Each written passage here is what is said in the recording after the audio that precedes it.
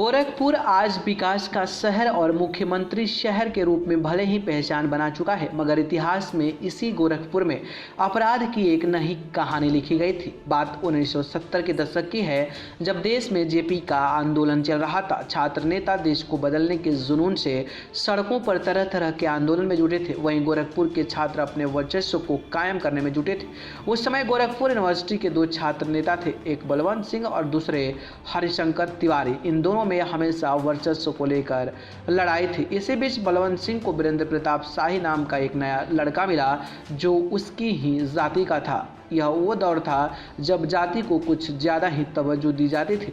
जिले में ब्राह्मण और ठाकुर दोनों अपना अपना वर्चस्व कायम रखने में जुटे थे।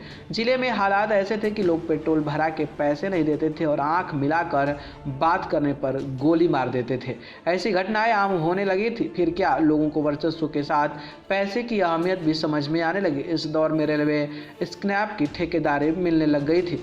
बताया जाता है कि ठेके के माध्यम से बड़ी आसानी से पैसा कमाया जा सकता था। हरिशंकर तिवारी और वीरेंद्र शाही दोनों ने अपने अपने गुट को मजबूत करना शुरू कर दिया। इटाली के माफियाओं की तर्ज पर गैंग बना लिए गए। दोनों माफियाओं के बीच जारी वर्चस्व की जंग में पूरा शहर हिल गया था। मंडल के 4 जिलों में कहीं न कहीं रोज गैंगवार में निकली गोलियों की तड़तड़ाहट सुनाई देती थी। आए दिन दोनों तरफ के कुछ लोग मारे जाते थे, कई निर्दोष लोग भी मरते थे। इसी दौरान लखनऊ के गोरखपुर विश्वविद्यालय के छात्र संघ अध्यक्ष रह चुके युवा विधायक रविंद्र सिंह की भी हत्या हो गई। कहते हैं कि इसके बाद ठाकुरों के गुट ने वीरेंद्र प्रताप शाही को अपना नेता मान लिया। गोरखपुर माफिया राज से पूरी तरह रूबरू हो चुका था। सरकारी सिस्टम पूरी तरह फेल हो चुका था। प्रदेश की राजधानी में इन दोनों गुटों ने अपनी एक समानांतर सरकार बना रहे थे। दरबार लगने लगे, जमीनों के मुद्दे इनके दरबार में आने लगे। लोग कोर्ट जाने से बेहतर इनके दरबार को ही समझने लगे थे।